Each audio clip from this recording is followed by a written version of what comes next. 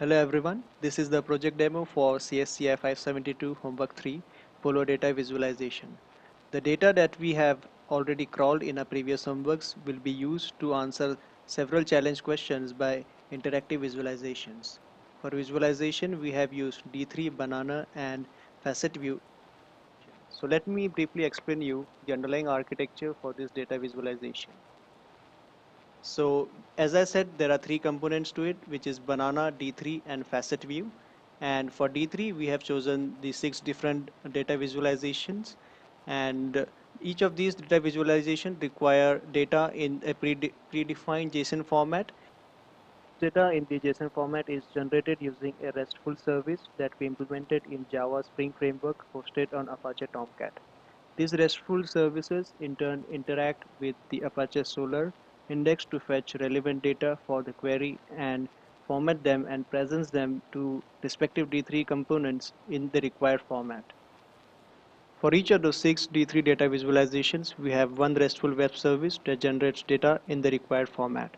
Banana and Facet View are configured to directly communicate with the Solr index and retrieve the result set for the query. Okay, so now let's have a look at the home page, which gives links to these 3 data visualizations.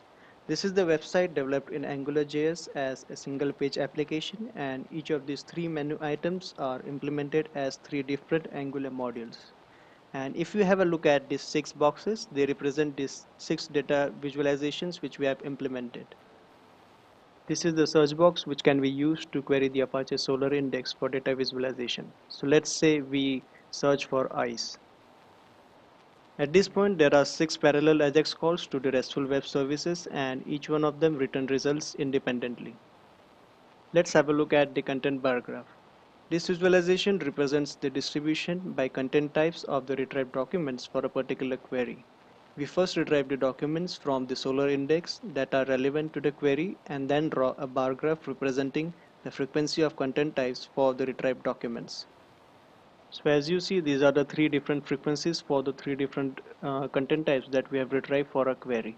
So let's go back and have a look at the other D3 visualization.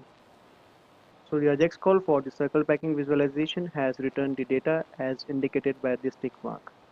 And as we have a look at the other visualizations, we see like they are still running and we are still waiting for the data for the visualization. Okay, so now we have the data for all of the 6 D3 visualizations and we will look at them in detail. So let's have a look at the circle packing D3 visualization. In this visualization, we first retrieve a set of all relevant documents for the queried term. We then associate words with each of these retrieved documents in the result set. This visualization then represents all documents and the title words corresponding to each document is represented by inner circles. The size of each circle represents the frequency of corresponding words in that particular document's title. This visualization gives users an idea about the title and how much about each of these words the retrieved documents talk about. So as we see, each of these circles represents a word that this document talks about, and as we see, bigger the circle, more is the frequency of the word in the document. Each of these circles represents a relevant document for the queried term. So let's expand one more and have a look at it. So for this document, these are the top 20 words representing it, and the size of each circle represents the frequency of occurrence of these words in these documents. So now let's go back and have a look at the next D3 visualization. So let's have a look at the location chords. Now this is one of the most beautiful data visualization. This visualization uses arcs and chords to represent the data. Now each of the retrieved document for the query forms an arc on the circumference of this circle, and a chord is a connection between the 2 chords which represents the number of common geolocations between those 2 particular documents. Now the thickness of chord represents the number of common geolocations between the 2 arcs. Now if we mouse over on a particular arc, we only see the chords originating from that particular arc and connecting to the other arcs, which represents the number of documents, which represents the number of geolocations which are common between those 2 particular arcs or the documents which those 2 particular arcs represents. Okay, so now let's go back and have a look at the co-occurrence matrix. This visualization represents the similarity measure between the retrieved documents. For a query, we first retrieve all the documents relevant to that query from our Solr index.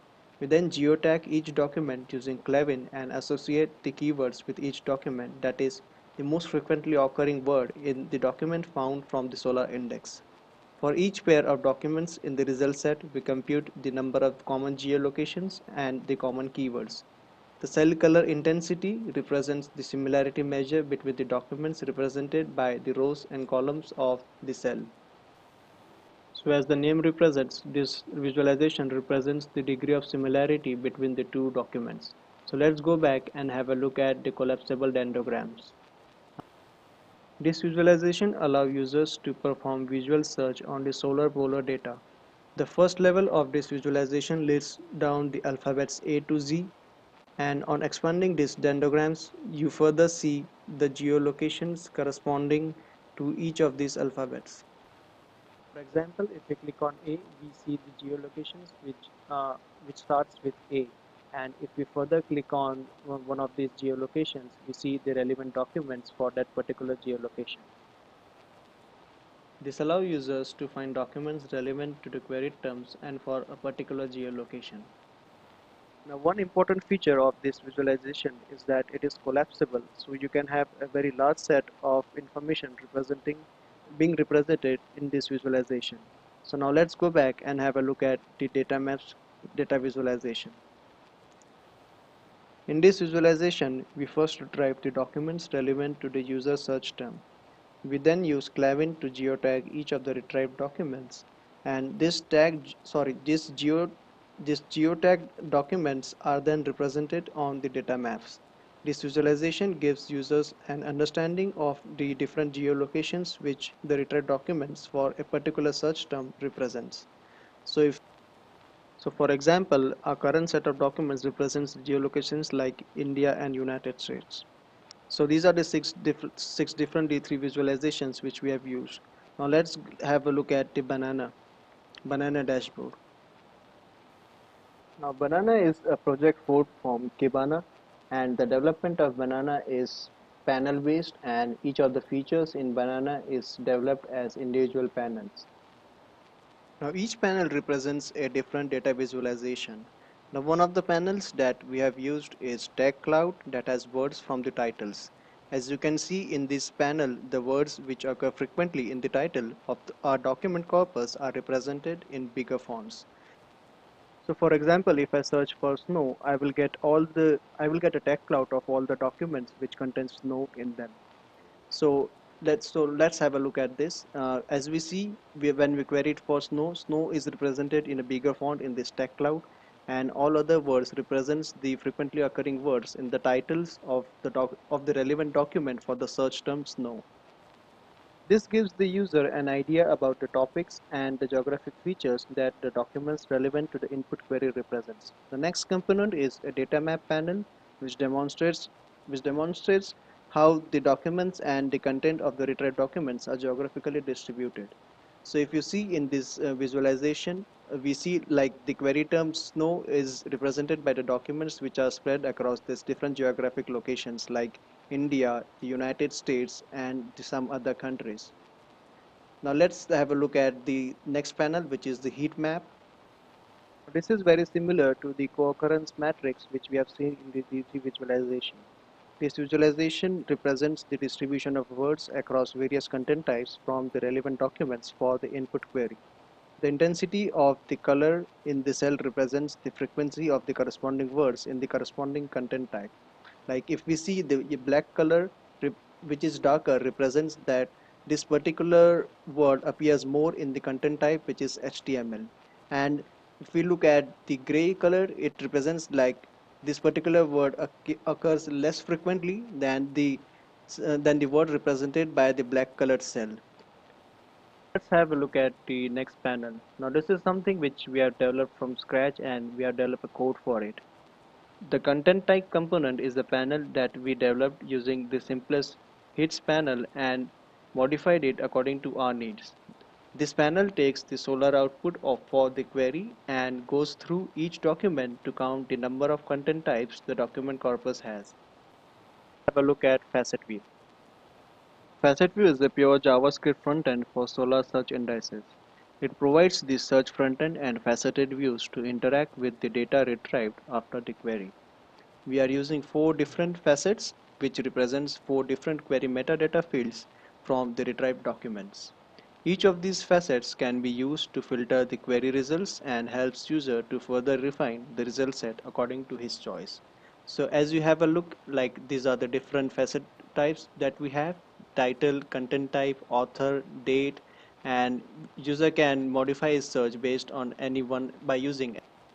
Using facet view is quite simple for the user, and each of these facets represents a view into the internal Solar index. Like if you see, if we apply a particular facet, it filters the result set, and the applied facet is represented by this blue box. We can now apply a facet from the author, which lists down the different authors for the documents in our data corpus, and the numbers in the braces represents the number of authors, the number of documents for that particular author. So the thing with facet view is that you can keep applying the different facets as the filter to your data set, sorry, to your result set, and your results are iteratively filtered by the new facets which you apply. So let's apply a facet from the content type, or maybe let's look at the author and the dates. And if we apply a particular facet from the date, we have the result set which is filtered by last modified date. So this gives us a fair idea of facet view and how it can be used to refine our results. We got a good insight of scientific polar data to answer some of the challenge questions using all these cutting edge interactive technologies. Well, that's the data visualization that we have done for the scientific polar data. Thank you.